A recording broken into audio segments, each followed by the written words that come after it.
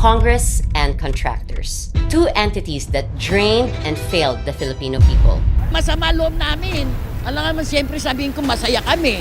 Eto, may disgrasya na naman, di ba? You see, in our House of Representatives, there are congressmen who wear two hats. Lawmaker and contractor. Lawmaker sa umaga, bidder sa hapon. Paano pag yung nagpapasa ng budget ay siya ring may kumpanya na kumikita sa proyekto ng gobyerno? The very same people who pass budgets also profit from them. Two people that are not supposed to find themselves next to each other, let alone be one and the same person. Ngayong taon, a word made synonymous to Congress and contractor ay corruption. Is anyone actually working for us?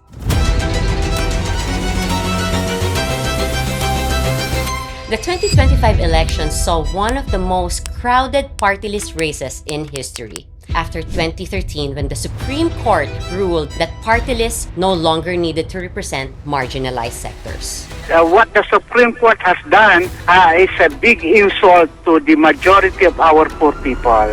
2016 was the first election where there was more than 100 party lists in the ballot, and reaching its highest in 2022 with 177 party lists. Napuno ang NLEX ng billboards ng mga party lists. Marami sa party list na to ay itinayo ng mga political families, businesses, and contractors.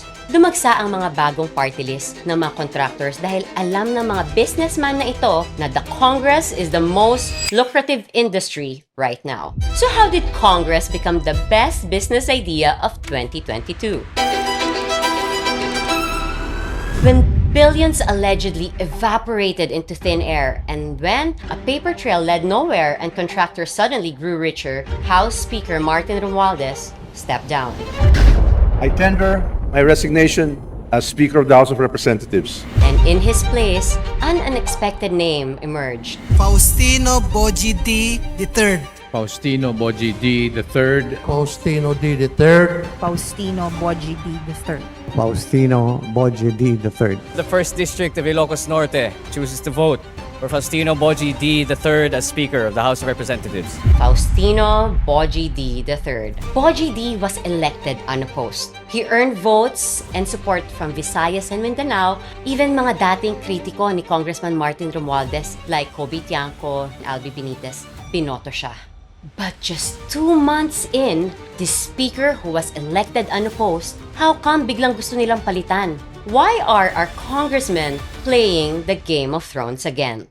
Historically, inside these small committees and last-minute BICAM negotiations, dito nabubuo ang midnight insertions, pork reallocations, reinsertion of deleted items, vague flood control projects. Paano makakapag-insert ng walang pumupuna at automatic approval kung walang small committee? Paano kikita kung walang unprogrammed appropriations? Pag nawala ang insertions, pag nagkaroon ng random checks, malaking problema sa may mga malalaking ginastos sa kampanya.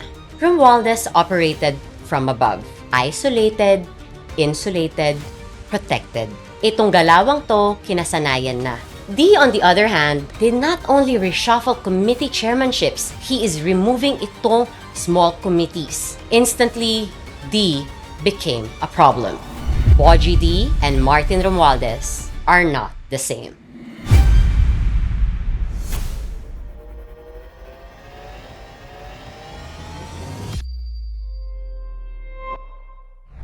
Congress and contractors, two entities that should never intersect. Pero ngayon, sila ang bagong power couple ng politika. Congress, an entity sworn to represent the people and its best interest. Contractors, private entities commissioned to deliver quality work funded by the government from the people, for the people. Congress and contractors, two entities that drained and failed the Filipino people. That was bad enough. What we didn't see coming is yung pagsusupersayan ng Congress at contractors. You see, in our House of Representatives, there are congressmen who wear two hats. Lawmaker and contractor. Lawmaker sa umaga, bidder sa hapon. Paano pag yung nagpapasa ng budget ay siya ring may kumpanya na kumikita sa proyekto ng gobyerno? The very same people who pass budgets also profit from them. Congress and contractors. Two people that are not supposed to find themselves next to each other, let alone be one and the same person. Ngayong taon, a word made synonymous to Congress and contractor ay corruption.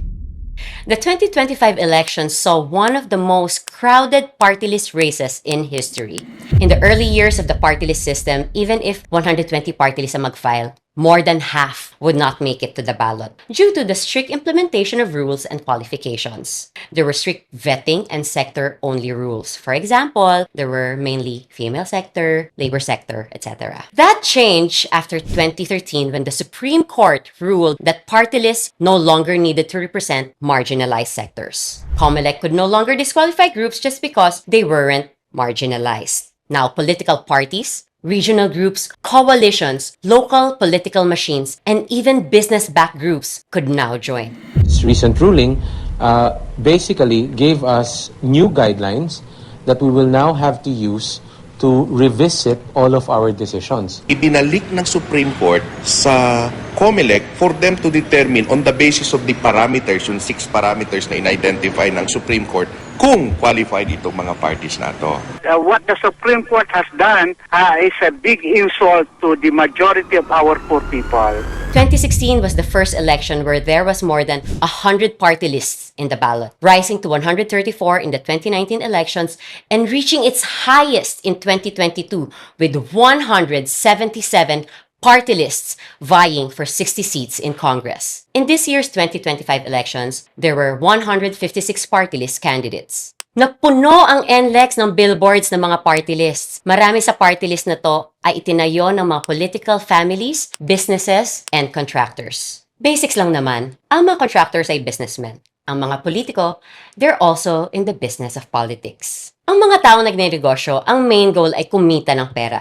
Minimize cost, maximize profit. Some want the business to leave a legacy, pero walang nagtatagal na negosyo kung hindi kumikita una sa lahat. Kasama sa pagnenegosyo ang risk analysis, feasibility, pagkukompute ng kapital, projection ng revenue o kita, kailan maibabalik ang ininvest na kapital, gaano kalaki ang balik, worth it ba ang ROI. Kung itong mga business savvy na ito biglang pumasok sa politika, ibig sabihin nagawa nila yung math niyan. Hindi girl math ha.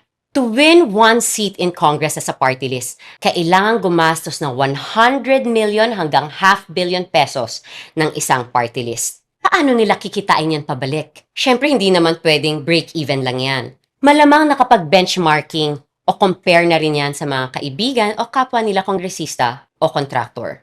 Ang sweldo ng isang congressman ay salary grade 31, about 293,000 pesos kada buwan. Kung sweldo lang ang basehan, a businessman would not risk and invest in politics. Nag-risk ng daang milyon ang mga tumatakbo sa politika dahil alam nilang may ibang source ng revenue bilang politiko. Dumagsa ang mga bagong party list ng mga contractors dahil alam ng mga businessman na ito na the Congress is the most lucrative industry right now. The party list system is not the problem itself. Hindi lang naman sa party list may mga contractors, pati sa mga district representatives. And like what we said, they're all in the business of making money through politics. So how did Congress become the best business idea of 2022? Unprogrammed appropriations o UA and Congressional Initiative and Convergence Allocation or CICA. These are two places in the national budget where insertions lie. Ang unprogrammed appropriations ay standby fund na nasa budget ng national government. Nare-release lamang ang mga ito pag may sobrang revenue or may new income collections ang bansa or kung nakatanggap tayo ng loan or international grant. CICA on the other hand ay mga additional projects or amendments initiated and inserted by Congress into the budget, also known as insertions. Mga dagdag o bawas galing sa Congress. Pwede ilagay ang insertions sa regular programs or sa unprogrammed appropriations. Intrinsically, unprogrammed appropriations and insertions are not bad. They allow the government to carry out additional projects when there is extra cash. Kumbaga, these are nice to have and non-priority projects. Pag nakaluwag-luwag lang ang bulsa at ekonomiya, saka lang pwedeng gawin. Starting 2021, unprogrammed appropriations skyrocketed. Naging kasing laki ng budget ng isang malaking departamento like the Department of Agriculture at DSWD ang unprogrammed appropriations. Imagine, yung standby fund mo, naging kasing laki ng pondo ng isang departamento. And from 2022, the total ng insertions ng Kongreso sa unprogrammed appropriations ay 1.1 trillion pesos. Lumobo ang unprogrammed appropriations dahil dumami ang insertions. Ang logic, standby lang naman. No harm in putting it there kasi it's not real money yet. Coincidentally, since 2021, as reported by an independent analyst, the DBM or Department of Budget and Management started reporting annual revenue collections above target. This happened despite the COVID-19 pandemic. Now, itong revenue certifications ay not publicly accessible from the Treasury. So there's no way for people to verify kung tumataas at sumusobra nga ba ang kita ng bansa enough to trigger the release of unprogrammed appropriations. This financial analysis also reported na there's a trend in downward projection ng income revenue by the Development Budget Coordination Committee or DBCC. Ano implication yan? Pag mababa ang projected income na iset o declare ng DBCC, at the end of the year, mas madali on paper na makita na, lumagpas nga yung kita natin this year, may extrang cash nga tayo. Pwede tayo maglabas ng pera for unprogrammed appropriations. Kasi, binabaan yung target to hit eh. We will go back here later sa unprogrammed appropriations. Meantime, came 2025, ang act of God na naglantad ng acts of Congress. And it was really an act of God because if it was any other natural disaster like a volcanic eruption or earthquake, hindi mabubunyag ang ghost infrastructure projects. Nagdeklara yung Quezon City na walang pasok. Sinundo ko yung anak ko, sundo ko, wala pa siya ganong baha. Pagbalik ko, andyan na. Bigla na lang pataas ng pataas yung tubig. Kaming mga estudyante, hindi nabigyan ng agarang suspension ng klase. Ito pa yung mararanasan namin pa uwi. Hirap na hirap po kami umuwi galing eskwelahan. Masama loob namin. Alam naman siyempre sabihin ko masaya kami. Eto, may disgrasya na naman, di ba? Torrential rain hit before the President's State of the Nation address. Massive flooding in multiple provinces in the Philippines forced the President to address the issue in his SONA. Kitang-kita ko na maraming proyekto para sa flood control ay palpak at gumuho. At yung iba, guni-guni lang. Huwag na po tayo magkunwari. Alam naman ng buong madla na nagkakarakit sa mga proyekto. Kaya sa mga nakikipagsabwatan upang kunin ang pondo ng bayan at nakawin ang kinabukasan ng ating mga mamamayan, mahiya naman kayo sa inyong kapwa Pilipino. Now, we don't know if the President knew it will turn his administration and government upside down twice over when he was rehearsing his speech. And when he first went to visit the missing ghost flood control project in Bulacan that was marked completed by COA. Pag titignan mo yung report sa atin, completed lahat. Meron na yan. Tignan naman ninyo, paano magiging completed yan? Pahahanapin natin yung sinong responsible dito sa gobyerno, sa private. Kailangan managot sila dito sa kanilang ginawa.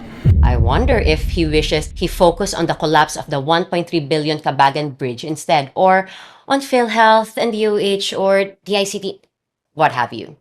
Following that, everything snowballed. Congressmen and senators named and implicated to be involved. Loudest names in Congress were Representatives Zaldico and Martin Romualdez. In September, at the height of the ghost flood control scandal, when billions allegedly evaporated into thin air, and when a paper trail led nowhere and contractors suddenly grew richer, House Speaker Martin Romualdez stepped down. I tender my resignation as Speaker of the House of Representatives. And in his place, an unexpected name emerged. Faustino Bojie Dy III. Faustino Bojie Dy III. Faustino D. the third. Faustino Bojie Dy III. Faustino Bojie Dy III. The 1st District of Ilocos Norte chooses to vote for Faustino Bojie Dy III as Speaker of the House of Representatives. Faustino Bojie Dy III, a congressman from Isabela with decades of local experience but little national familiarity. For many Filipinos, he was a footnote, a province-bound politician. But for those who knew the long, intricate web of Isabela politics, Dy was anything but a newcomer. This is Bojie Dy's second time in Congress. Before returning to national office, he had lived almost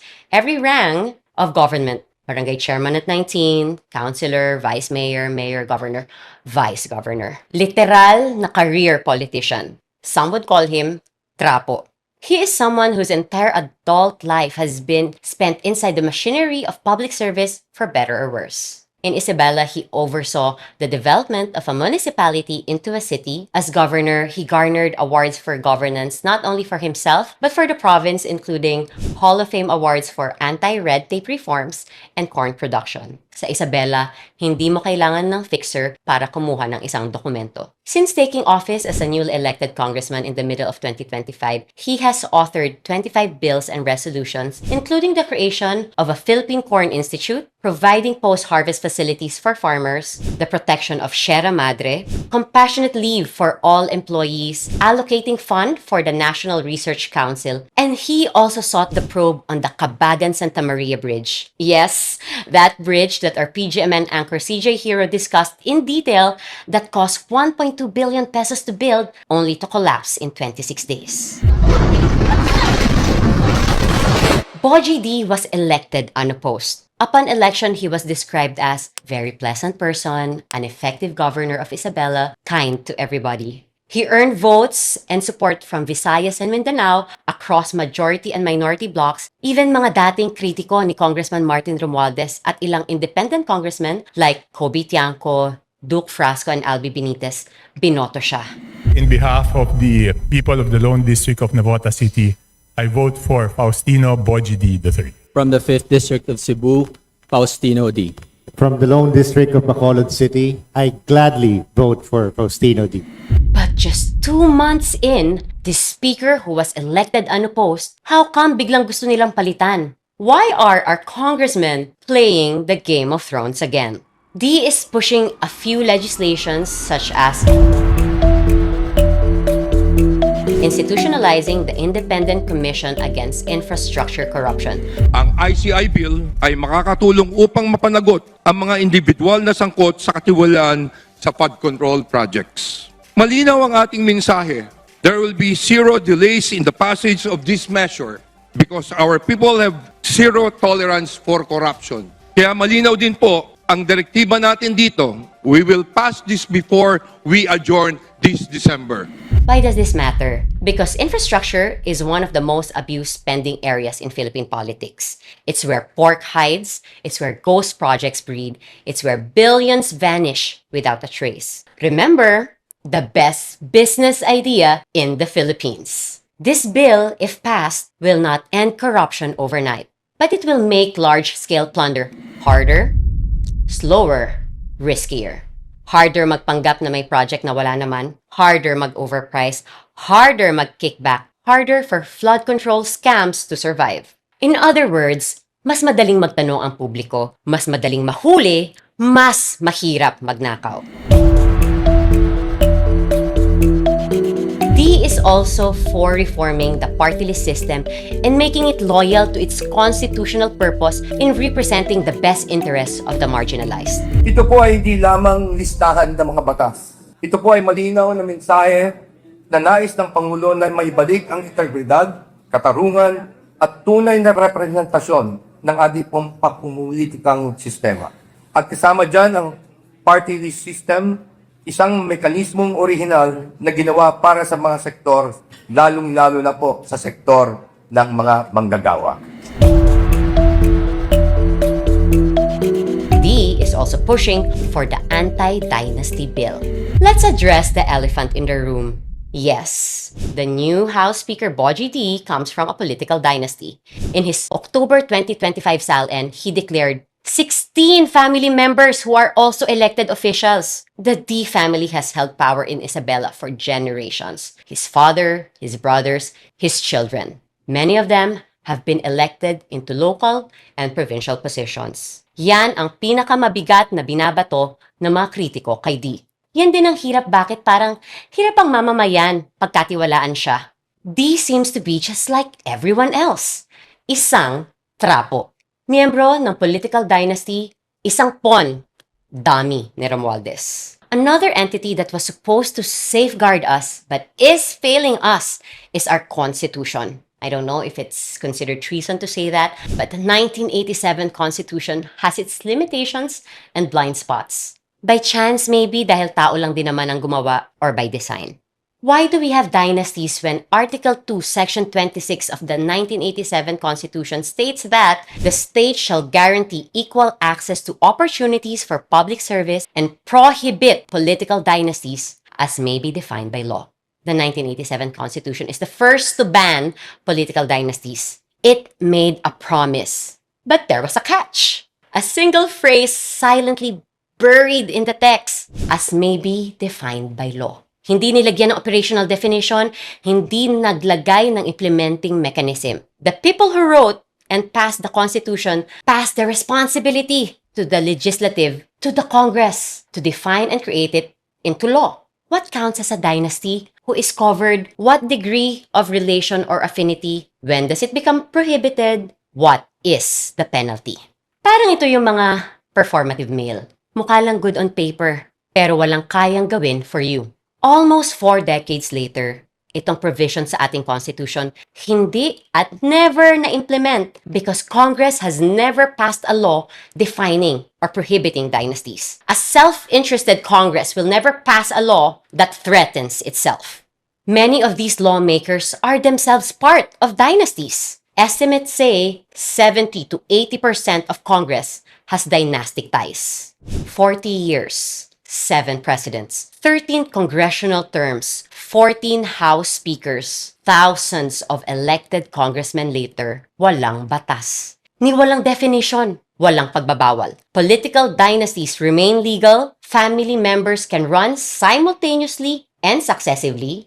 There's no limit on relatives running for office. Dy assumed the speakership fully aware that he will be scrutinized through that lens. Will he support or push for reforms like the anti-dynasty bill that will also affect his own family? If Dy wants to prove he is worthy of the public trust and that leadership and public service can be thicker than bloodlines, then championing such legislation would speak louder than any speech made by him or against him.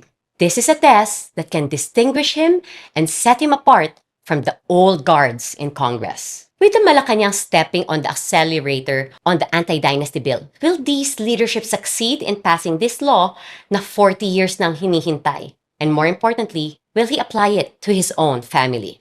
But the Congress of the old gods are not worried about the anti-dynasty bill. They can buy their time. The new bills he's pushing for are not what's causing some people in Congress to be worried about. Rather, it's the internal reforms that Speaker Dy have implemented that's ruffling feathers. Internal meaning kung paano gumagalaw sa loob ng Congress, how they transact within their own house. In his first speech as Speaker, he said, Under my leadership, this House will change.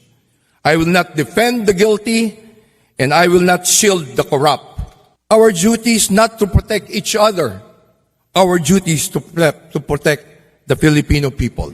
Barely 3 months in, there was noise that Dy would be replaced by Congressman Ronnie Puno of the National Unity Party, second largest bloc in Congress holding 43 seats. Bojie Dy has not inspired confidence daw. 3 months in is not enough to overhaul an institution as old, stubborn, and fundamentally broken as Congress. Inside those early weeks, Dy made procedural revisions aimed at tightening oversight. He strengthened internal checks. He tried, keyword, tried, to make sure corruption would no longer be a walk in the park.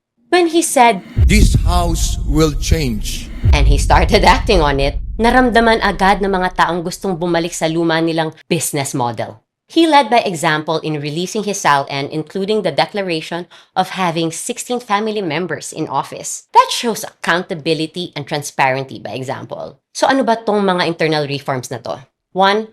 Tighter screening for infrastructure requests. Dati halos automatic ang pagpasok ng flood control at road projects. Now, meron ng mas mahigpit na vetting process. Hindi na pwedeng approve now, think later. 2.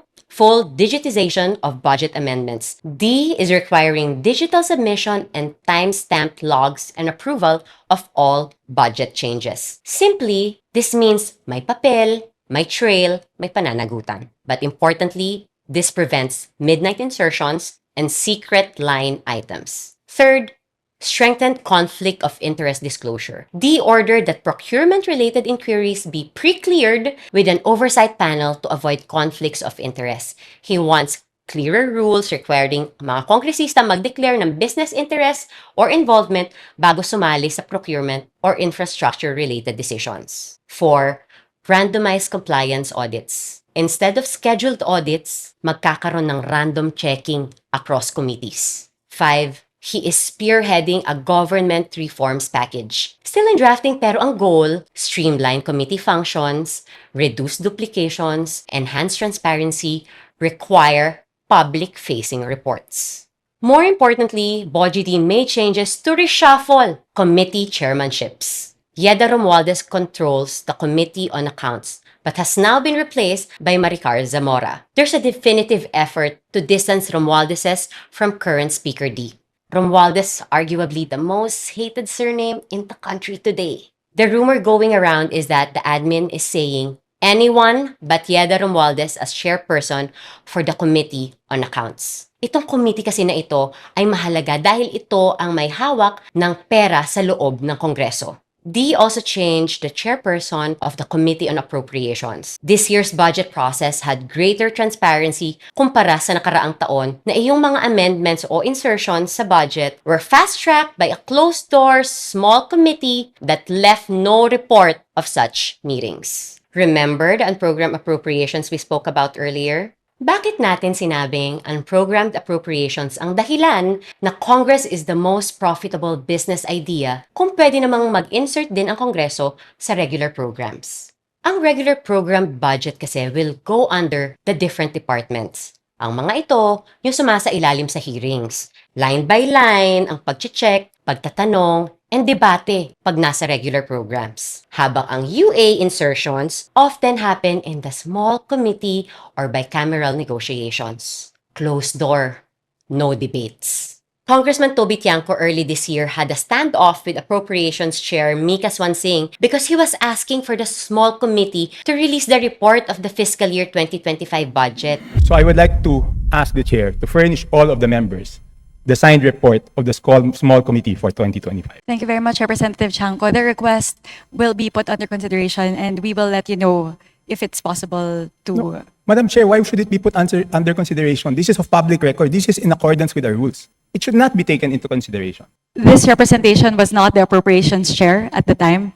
So the person who's covering the jurisdiction of that particular document, that is a document within the purview of the 19th Congress. Given that we've now crossed over to the 20th Congress, we would need to consider that request. Madam Chair, that's not acceptable. This is public records. Ang daming violation, Madam Chair. Walang record, hindi binigay. Ngayon, it's not readily available. Walang record sa archives. Ano to, sikreto?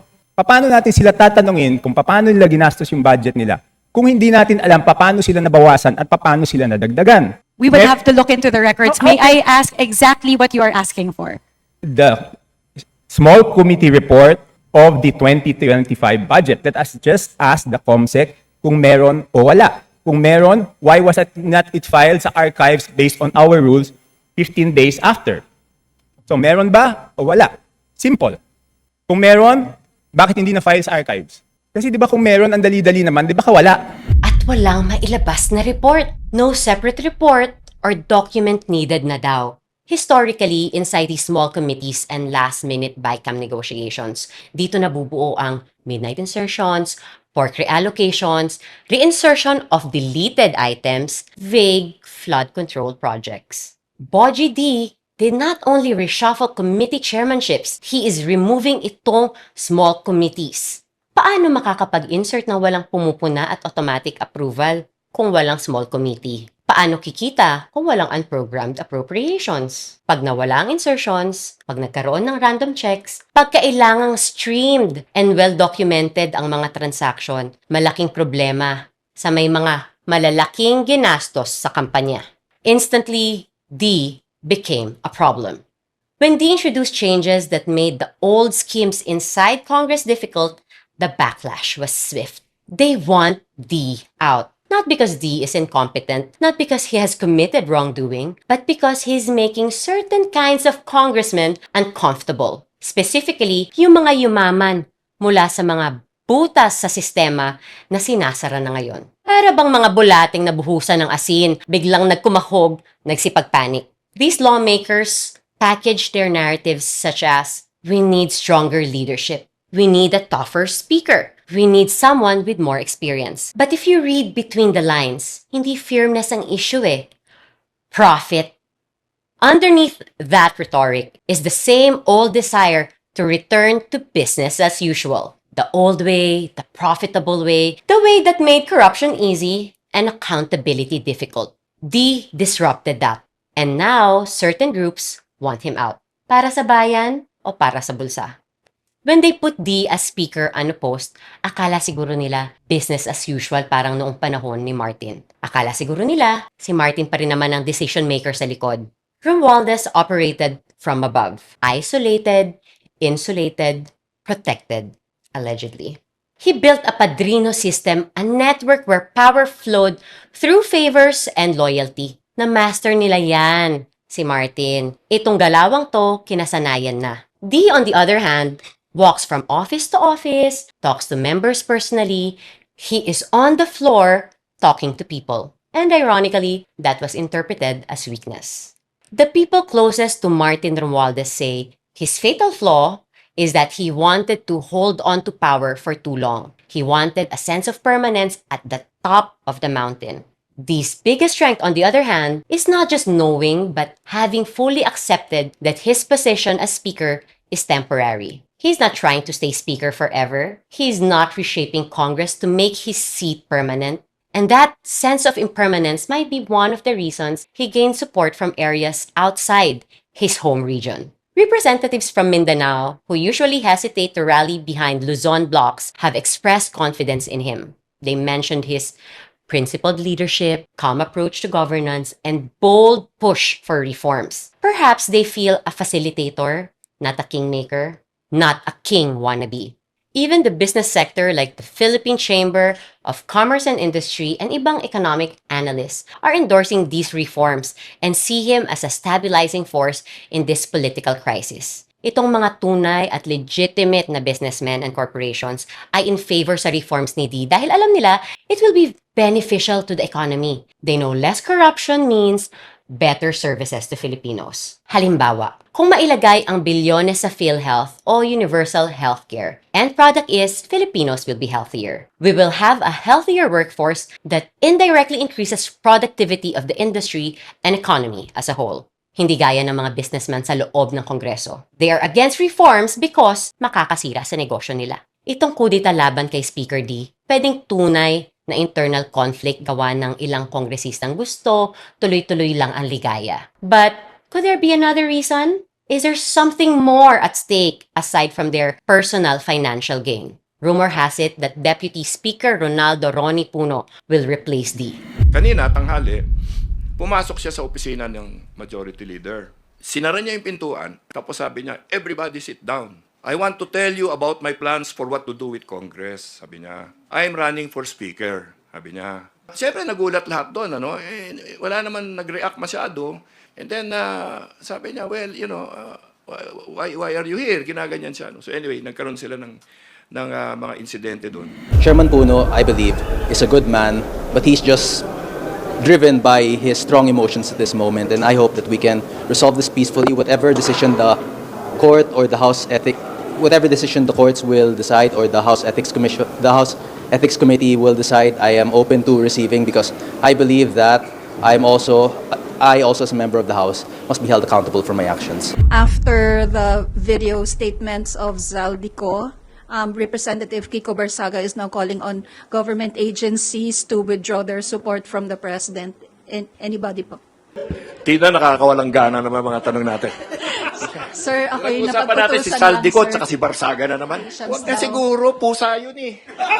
Di ba? Huwag na lang natin pansinin yung mga tanong ng ganun. Kasi, sus Maria naman oh. Ang dami mga seryosong pwedeng pagkuhanan ng mga tanong. Huwag bakit sa kanya pa. Di ba? I mean, if other people will ask that, na, have a presumption of rationality. Di ba? Di sasagutin natin, pero yung, huwag naman kahit sino na lang. Anyway, yung si Barsaga, ano yan, pag-uusapan ng Committee on Ethics yan next week. So, doon lang siya magpaliwanag. Ulitin niya siguro yung kanyang gusto mangyari dyan, doon, sa committee, pag nananagot na siya. This same Ronnie Puno who called to revise our Constitution in August of this year because he said certain provisions are ambiguous, causing legislative inaction, procedural manipulation, or loss of accountability. Sabi niya, the Constitution must speak with clarity and force. He cited as an example in his speech saying, Article 11, Section 3.4 on the accountability of public officials, which states that in case the verified complaint or resolution of impeachment is filed by at least 1/3 of all members of the House, the same shall constitute the articles of impeachment and trial by the Senate shall forthwith proceed. With the meaning of the word forthwith repeatedly delayed, sidestepped, or redefined by the Senate after more than 1/3 of the House impeached and sent the articles of impeachment against the Vice President last February 5. Aha! Ang issue is yung forthwith because that word was so powerful, the attempt of impeaching the Vice President was put to a stop. Is he being positioned dahil gusto nilang gamitin ang revised Constitution to force Senate to pick up again and proceed with the impeachment? Is the former Speaker behind this because it was VP Sara who first mentioned his alleged corruption with Zaldico? Ang budget ng Pilipinas ay hawak lang ng dalawang tao. Hawak lang siya ni Congressman Zaldico at ni Congressman Martin Romualdez. Yan ang katotohanan. The rumor is that Bojie Dy is being kicked out because he doesn't project strength and independence needed in this critical moment. Now, there's a theory from Politico.com that alleges Malacanang daw ang may gustong pumalit si Kong Ronnie Puno. Could it be that the critical moment they're preparing for is a possible impeachment against President Bongbong Marcos? Perhaps they need Puno, someone willing to change the law of the land to force the pieces of this political chessboard together. Now, is this the truth? Ano kaya ang tunay na dahilan o motibo? O baka talagang may malalakas na kasamahan lang si Ronnie Puno na nasanay na sa lumang galawan at kitaan sa Kongreso? Unprogrammed appropriations is where and how Congress made their buck under the former Speaker, allegedly. Because the UA can be approved without much ado, the congressmen who benefited from that system want the system to remain profitable for them. But it's not also the Congress. The executive branch also has a hand in it because the DBM has to release the money and has ordered fund transfers for the use of unprogrammed appropriations. Alam niyo, one of the core principles of the Universal Healthcare Act that you will hear DOH repeating over and over is whole of government approach, whole of society approach. Nakakatawa kasi ina-apply naman pala ng gobyerno natin ang whole of government approach. Whole of government approach ang panloloko sa taong bayan. And for us to win, despite how the government is trying to cheat us, we need a whole of society approach. We are in a moment when Congress is fighting Senate, the Senate is wrestling with the executive, and the Ombudsman appears selective with its investigations. Then sa loob ng kanya-kanyang opisina nila, more drama. Ito na nga yung sinusubaybayan ng mga Pilipinong drama-rama sa hapon eh. Hindi tayo makaka-move forward. Hindi lumalaki ang sweldo, hindi bumubuti ang healthcare, hindi na-address ang bigas, kuryente, baha. Is anyone actually working for us? If mananaig na naman itong mga gustong back to regular programming ang korupsyon sa loob ng Kongreso, because of immense pressure ngayon, gagawa sila ng konting pagbabago, mag-aalay ng ilang kongresista at contractor para lang mapahupa ang galit ng Pinoy. Gaya ng mga politiko noong 1987, they will make promises and add provisions enough to work at kumalma and satisfy the restless public. Pero they'll make sure legislation and protocols are still flexible enough for them to go back to monkey business as usual. Itong mga kongresista natin, bantayan natin. For better or worse, BBM initiated the investigation into flood control corruption. Nakatatlong sets of rally na tayo. They feel the pressure. The government is forced to and must make changes. Ang mga performative nating mga politiko will try to block these changes because sayang yung hundreds of millions of investment nila to get into their positions eh. Lugi! Allegedly. And it is our job to make sure malulugi talaga sila ngayon.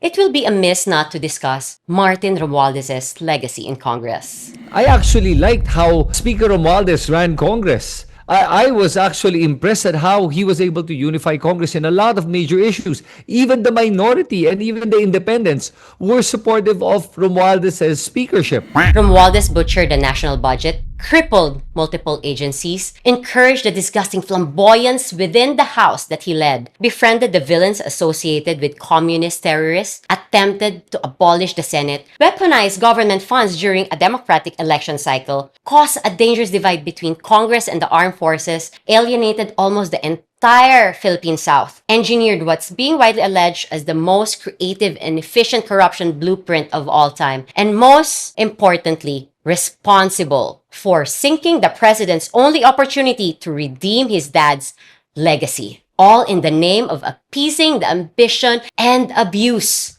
of a House Speaker. Say whatever you will about the new Speaker, but the facts are clear. Bojie Dy and Martin Romualdez are not the same. I am Dr. Casey Halili, and we are proudly PGMN.